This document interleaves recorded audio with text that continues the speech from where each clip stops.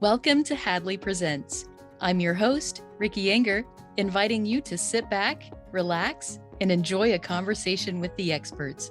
In this episode, we discuss enjoying the game of golf with little or no vision. And joining us are Hadley's Director of Community, Mark Arneson, interviewing champion blind golfer, Chad NeSmith. Welcome to the show, both of you. Thank you very much. Thanks, Ricky. So great to have you both. Now, Mark, we'll start with you because people already know you, but for those who don't, just give a brief intro and talk about who you are and what you do at Hadley. So as you mentioned, my title is Director of Community, but really what I get to do is just meet amazing and fascinating people, hear their stories, hear some of their challenges, kind of bring that back to Hadley and find out if there's ways that we can help. And once we figure out something that we think is helpful, part of my other job is to go tell the whole world about it.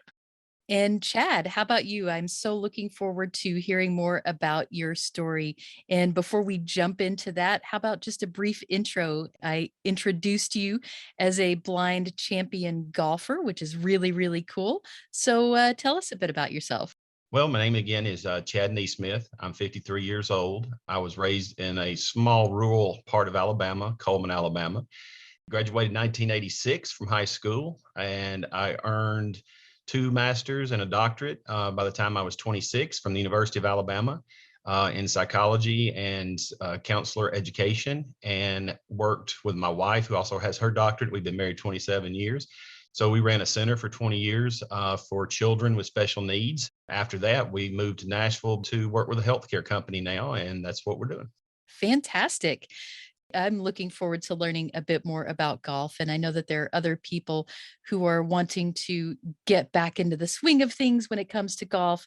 And that's the last wordplay I'm going to do. So no worries that I'm going to come up with more puns. And to keep that from happening, I think I'm going to just turn it over to Mark, who has a really great list of questions for Chad. Chad, I've been so excited just about this time that we get to spend together and just hearing your story. I'd love to just hear, a little bit about your journey, your journey with vision loss and what that's been like for you. Looking back on it, I was pretty much considered to be, by the time I hit 11 or 12, one of the star athletes in Alabama, major sports, football, basketball, baseball. Everything seemed to be clicking for me athletically, and that's saw myself doing is going, playing college football was what I was hoping to do as quarterback. I wanted to be, in the NFL and play NFL football. If not, I wanted to coach college or NFL football. That was going great until about age 12 or 13. I took a hit during a football game that pretty much knocked me unconscious. Everybody was like, how did you not see him? He was right in front of you. I mean, you were running right at him full speed. How did you not see him? And of course, I thought, well, no, that's not true. I got blindsided or something.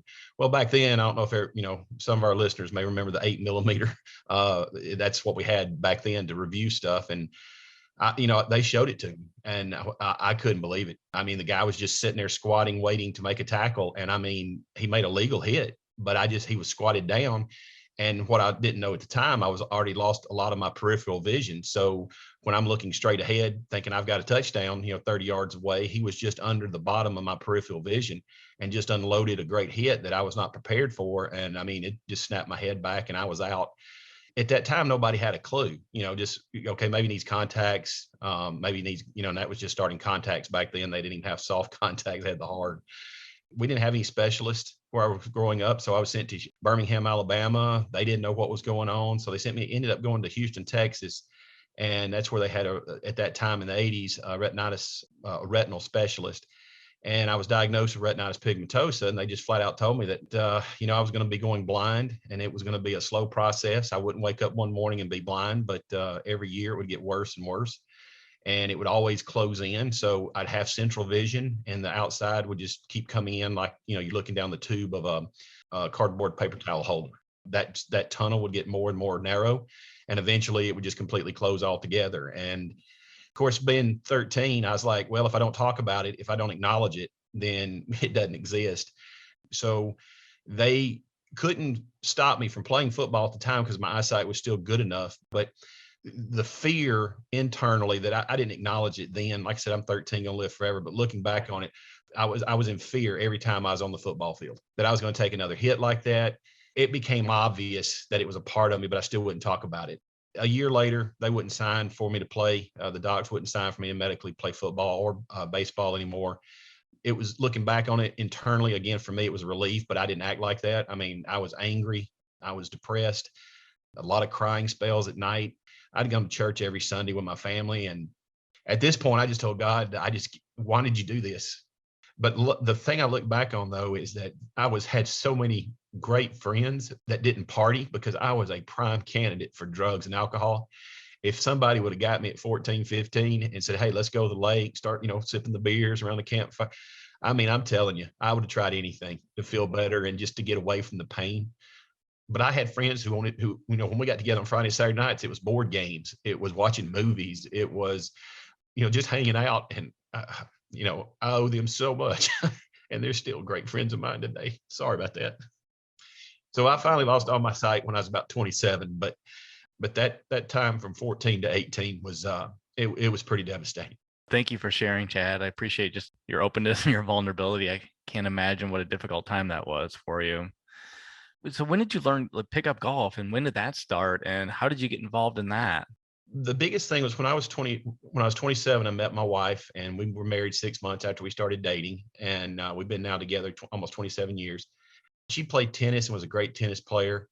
And I could still see to go hit balls with her a little bit. I could put her at the net. I could get a basket of balls and just, hit some lobs for it and stuff. But I couldn't, if she hit it back, I couldn't keep up with it enough to hit it back to her again. So, tried that. But then it got to where time I reached 30, 32, I mean, there just really wasn't, anything I could do athletically. I was lifting weights, I wasn't going to become a competitive bodybuilder or anything. So it's like, this is okay.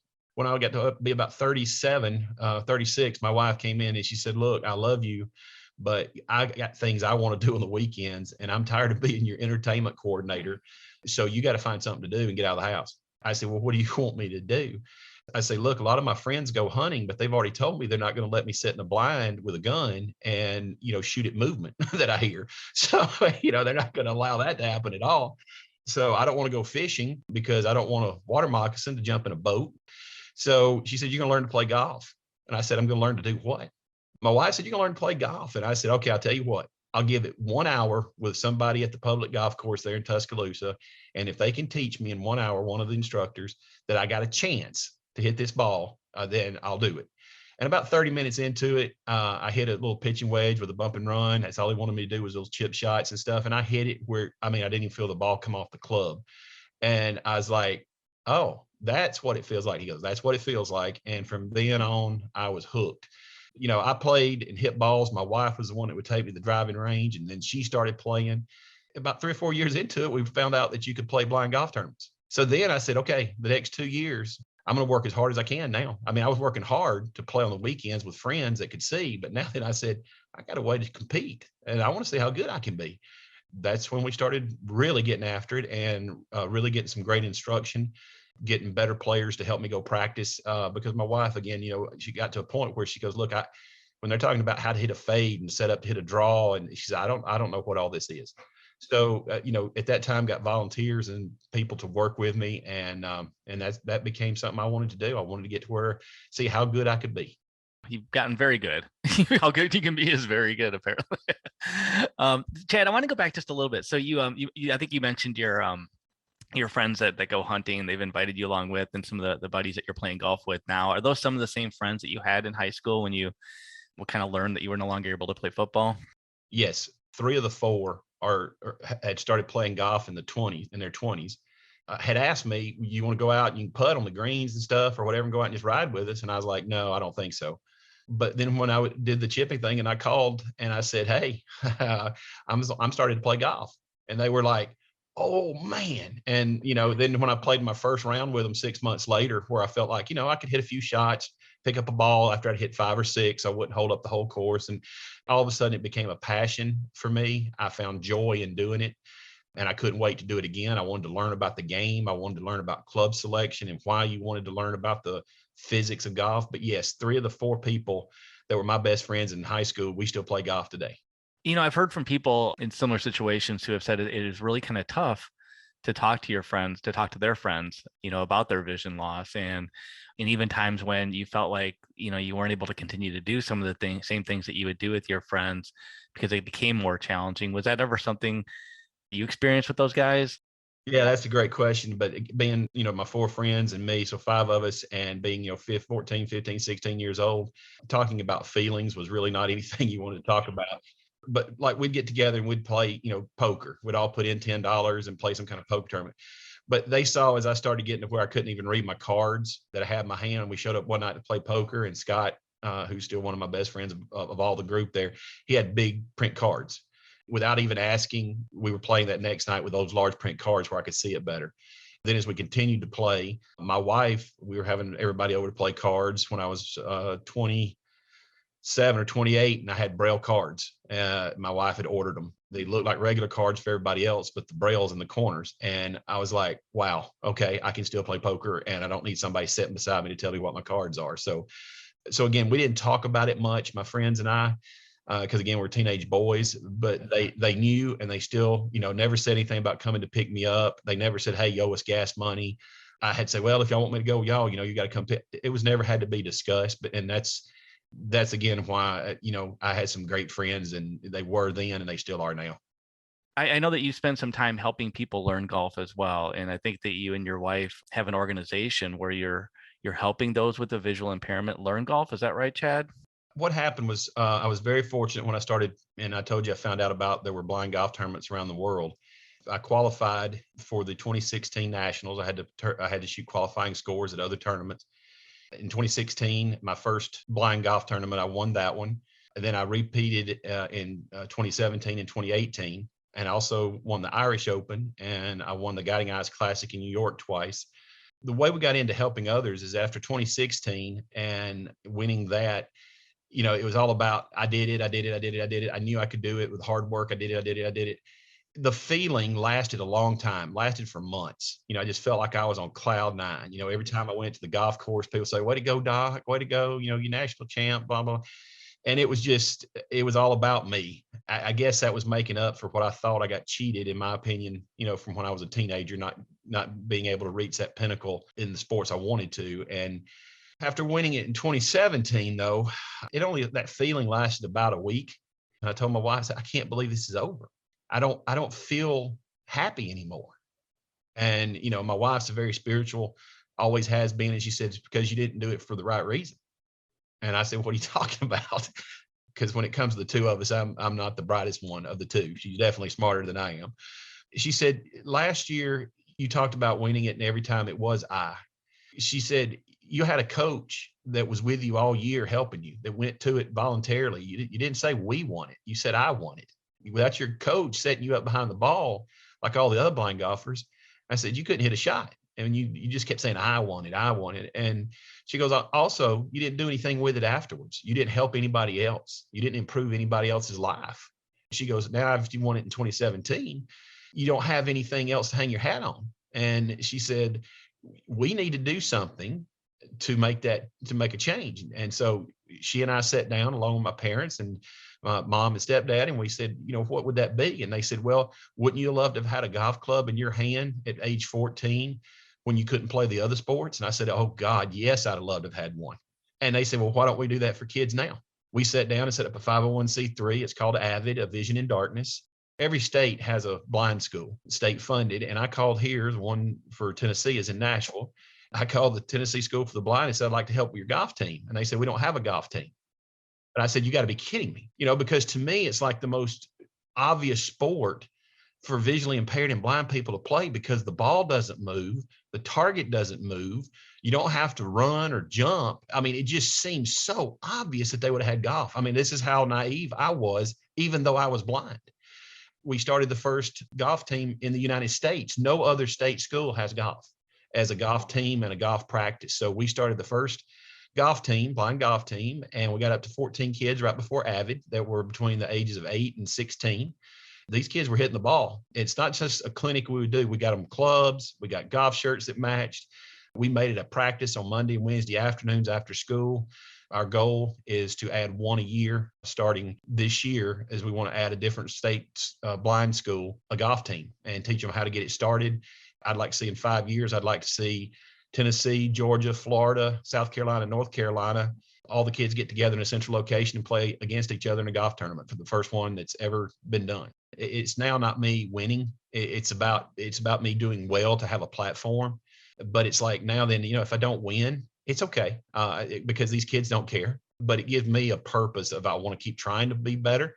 But it's more like life lessons now for the kids. Golf is important, but the lessons you learn from any sport, but especially golf, that's what we're trying to accomplish. Give confidence. You don't have to compete in tournaments. That's not what it is, but it's about patience. It's about respecting the game. It's a tough sport, but we're trying to teach all the right aspects and life skills that go along with golf to the kids as well. So Chad, have you spent time with, I mean, I know that there's, a lot of folks out there who are new to vision loss and, maybe similar to you when you were in high school, felt like they, were things that they could no longer do. They kind of had to give up some different things. And I imagine golf might be that for many people. Have you spent any time with those who later in life enjoyed golf, but now with their vision loss have had a challenge being able to do that? That's what we've actually are changing this year. We're adding veterans and any other adults to the list who have lost their vision or losing their vision and have not played golf. They're invited, and we're going to get, and again, when I say this, we do it at no expense to them. It's not because my wife and I are wealthy, but we've had great donations from people locally. And so we get them the clubs, we get them everything that they need. But yes, we're also trying to reach out to the optometrists and ophthalmologists and stuff in the area. And what we want to do is get people that used to play 10 years ago, but then they had something, cataract surgery that went bad and they couldn't follow their own golf ball anymore. So they quit. They can maybe still even see the ball sitting on the ground, but as soon as they hit it, they can't follow it. So they just quit. And there's just no reason for that. I mean, there are coaches out there, people that want to do this. There's even been times that, I've actually hired a college student who plays on the college golf team here locally and say, hey, I'll pay you $10 an hour. I want to go out and hit balls for 5 hours. And they're like, you're going to pay me to go hit balls. So, I'll hit 10 balls. They'll hit 10, I'll hit 20, they hit 20, and they get paid $10 an hour when I want to have a real heavy practice day. So, there's a way to do it depending on what you do, what you want. Do you want to just get practice and hit some balls? You want to compete in tournaments? Do you just want to play on the Saturdays with your buddies? There's ways to get people to coach you. And that's what we call them, are coaches, not caddies, because caddies on television, they just get the player, the yardage and stuff like that, keep the clubs clean, carry the bag. Well, we call them coaches, not because they're all PGA teaching professionals, but they got to get us to the cart safely. That's the number one. Get us to the cart, get us to the ball, get us up to the tee box, get us around water hazards and bunkers, and don't let us step on rakes and sprinkler heads. The number one thing in blind golf is that if you finish the round and you've not had any blood drawn, you've had a good day. Then the score is that's just a second thing, what your score was. But the coaches have so much on them that they have to do. And that's why we call them coaches instead of caddies. On the blind golf tour, it's all amateur. We don't make any money for winning. It's trophies and, the thrill of competition. But some, it's their wives are coaches. Some, it's their sons. Some, it's their fathers. Some have PGA teaching professionals. Coaches can be anybody. And so anybody that wants to play this game or has played this game, there's no reason why we can't help you get to where you need to go to play the game. So tell me about your golf game. Like what's the best score that you've ever, what's the best round you've ever shot? My best tournament round is 81. When I say tournament round, the thing I like to tell folks, because when they hear about blind golf, they're thinking, okay, y'all play it differently than the guys we watch on television. And the answer is there's only two rules that are different. Number one, we can ground the club in the bunker. So in other words, the PGA guys and the college players, when you get in a sand trap, you can't put your club behind the ball and touch the sand. You have to hover it. Well, if we don't know where the ground is, we don't stand a chance to returning the club, because that's what we learn. We learn where the ball is in relation to our feet and where the ground is. And so we get to ground the club in the bunker, no practice swings, but we get to at least set the club down behind the ball. And the only other rule change that's different from everybody else that plays it by the rules of golf is that when our coaches line the club up and hold the club behind the ball, they take 2 steps back. So they're staying in the straight line with me, the line I want to hit it on, and the target we're trying to hit to. In real golf, the coach can't be in that line. They have to get out from behind you. But they have to stay behind us because, like, as they step back a couple of steps and say, all right, go ahead and swing and hit it, the club could have moved a little bit to the heel. The club could have moved to the toe. My feet could be aimed too far to the right, and that's where the ball is going to go. So they can see that. But if they can't stay behind us, they won't be able to see that and stop us and reset us. So other than that, we play by the exact same rules, no mulligans. We have to put everything in the hole. There's no gimmies. The pros play anywhere from 6,800 to about 7,200 yards, just to give you a reference. We play about 61 to 6,200 yards. I got to ask, have you ever hit a hole in one? I have been so close, but no.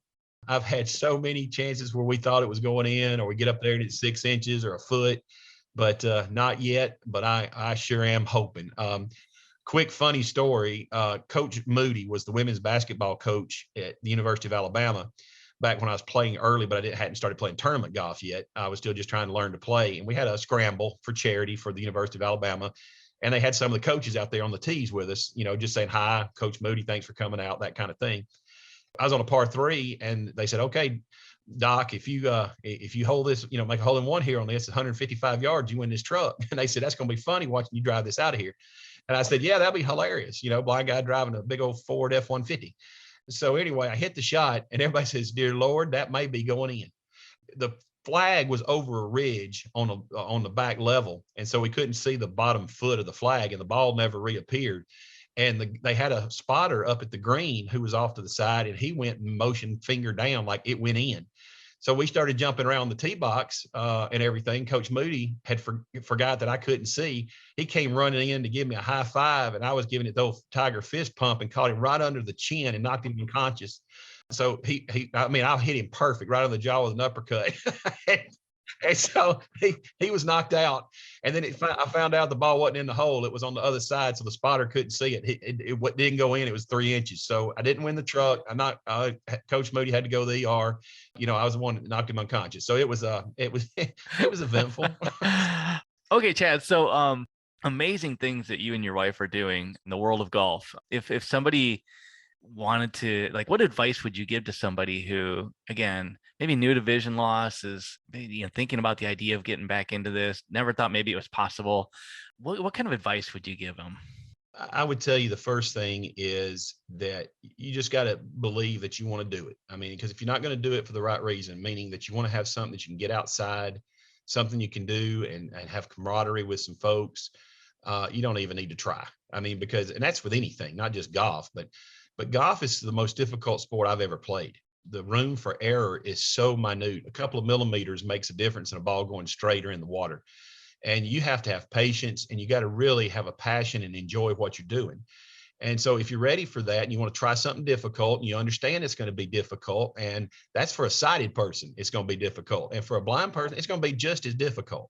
And there's some things that are harder because you got to have somebody with you. You can't go out and just hit a bucket of balls by yourself. But the thing I would tell people to do is check out the United States Blind Golf Association website. That's usbga.org. We have all kind of clinics listed across the country. I'm the vice president of the USBGA. We've got all kind of stuff there on the website, clinics and videos and people you can contact in your area. The other option is Avid. Go to avid.golf, avid.golf, and that's the one that Pat and I, that's our website for kids. But like I said, we're expanding that now to adults. We still can get you in contact with people. We can get you golf clubs. If you can't afford those, we can get you set up with a teacher who can help you as a beginner.